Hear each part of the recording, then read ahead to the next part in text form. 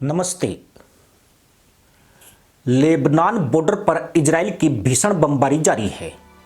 Ground operation भी non stop जारी है। इस बीच दावा किया जा रहा है कि किसी भी वक्त ईरान पर इजराइल का हमला हो सकता है, क्योंकि इजराइल की सिक्योरिटी कैबिनेट ने हमले को मंजूरी दे दी है। बताया जा रहा है कि इजराइल के टारगेट पर पहले मिसाइल बेस होगा, उसके बाद सैन्य बेस पर अटैक होगा। दूसरी तरफ इजराइल की सेना IDF लेबनान सीरिया बॉर्डर पर अटैक कर रही है। साल 2006 के बाद पहली बार इन इलाकों पर हमला किया गया है। हिजबुल्ला लड़ाकों की खबर मिलने के बाद कार्रवाई की गई है। इजराइल ने अब ईरान के supreme leader Ayatollah Ali Khamenei को सत्ता से हटाने का मिशन बना लिया है। ईरान में सत्ता परिवर्तन किए बगैर इजराइल खुद को सुरक्षित नहीं मानता है।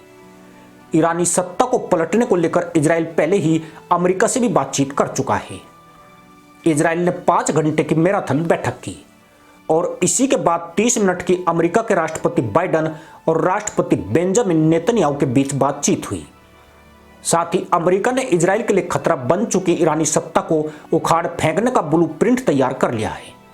ईरान ने इजराइल पर जो हमला किया था, उसी के बाद से ही ईरान के supreme leader Ayatollah Ali Khamenei और उनकी टीम इजराइल के निशाने पर है। बाइडेन से बात के बाद इजरायली हमले के प्लान में बड़ा बदलाव हुआ है। इजराइल के रक्षा मंत्री गैलेंट ने कहा, वक्त आ गया है, जन्नत के द्वार खुल गए हैं। ईरान इजराइल को मिटाना चाहता है, ऐसा इजराइल होने नहीं देगा। ईरान के पास चाहे कोई भी हथियार या एयर डिफेंस आ जाए, इजराइल उसे छोड़ने वाला नहीं है। ऐसा कई बार वो अपने इरादों से जाहिर कर चुका है। इजराइल के हमले की आशंका से ईरान पहले घबराया हुआ है। वह भारत और अरब देशों से इजराइल को रोकने की गुहार लगा रहा है। किसी अनहोनी की आहट से ईरानी कैंप में भी हलचल तेज हो गई है। इसी बीच मोसाद की वो सीक्रेट जानकारी सामने आई है जिसने ईरान में हड़कंप मचा दिया है। दरअसल ईरान के टॉप कमांडर इस्माइल कानी पर मोसाद का एजेंट होने का शक है। नसरुल्लाह की मौत के 14 दिन बाद इस्माइल कानी तेहरान लौटा था। इसके बाद उससे पूछताछ हुई है। इस्माइल पर नसरुल्लाह की लोकेशन शेयर करने का शक है। वो IRGC कमांडर कासिम सुलेमानी का उत्तराधिकारी था। कुछ दिन पहले इजरायली हमले में कानी की मौत का दावा किया गया था, लेकिन यह दावा झूठा साबित हुआ है। दरअसल इजराइल ने पिछले कुछ महीनों में सटीक खुफिया जानकारी के आधार पर कई ऐसे ऑपरेशन अंजाम दिए जिसने ईरान और उसके प्रॉक्सी को हिलाकर रख दिया है। इजराइल ने जुलाई में हमास नेता इस्माइल कानिया को उड़ाया तो बीते 27 सितंबर को हिजबुल्लाह चीफ हसन नसरुल्लाह को मार डाला। खास बात यह रही कि बेहद ही गोपनीय तरीके से रहने वाले नेताओं की सटीक जानकारी इजराइल के पास थी। ईरान को शक है कि शीर्ष स्तर पर गद्दारी करके इन नेताओं की लोकेशन इजराइल तक पहुंचाई गई। बैरूत में नसरुल्लाह के संभावित उत्तराधिकारी साफीदीन के इजरायली हमले में मारे जाने के बाद कई दिनों तक इस्माइल कानी के बारे में पता नहीं चल रहा था।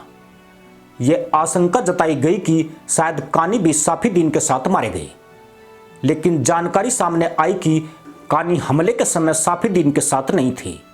ईरान को अपने टॉप जनरल पर शक तब हुआ जब पिछले सप्ताह इजराइल ने नसरुल्लाह के संभावित उत्तराधिकारी साफीदीन को निशाना बनाया था। साफीदीन जैसे ही लोकेशन पर पहुंचा, इजरायली विमानों ने उस जगह को बमों से तहस नहस कर दिया। बताया जाता है कि साफीदीन के साथ कानी को भी उस जगह पर होना था, लेकिन आखिरी वक्त में उन्होंने इरादा बदल दिया। इस्माइल कानी ने साल 2020 में ब्रिगेडियर जनरल कासिम सुलेमानी की अमेरिकी ड्रोन हमले में मौत के बाद कुदस फोर्स की कमान संभाली थी। कुदस फोर्स ईरान की इस्लामिक रिवॉल्यूशनरी गार्ड कोर की एलिट सैन्य शाखा है जो विदेशों में मिशन को अंजाम देती है। असलियत में हिजबुल्लाह से लेकर यमन के हुती चरमपंथियों की बागडोर इसके प्रमुख के पास ही होती है। यही वजह है कि कुदस फोर्स के चीफ को ईरान में खामनेई के बाद दूसरे नंबर का व्यक्ति माना जाता है। अब बड़ा प्रश्न यह भी है कि क्या इजराइल अपने इस महत्वपूर्ण जासूस को बचाएगा। कानी के बिना इजराइल इतने बड़े ऑपरेशन इतनी आसानी से शायद नहीं कर सकता था। अगर कानी ने इजराइल की मदद की है तो ईरान से सुरक्षित निकालना उसी की जिम्मेदारी है। अमेरिका की CIA और मोसाद पहले भी अपने एजेंटों को दुश्मनों के चंगुल से निकालने के लिए मिशन अंजाम देती रही है। इसी के साथ अनुमति दोस्तों, जय हिंद, वंदे मातरम।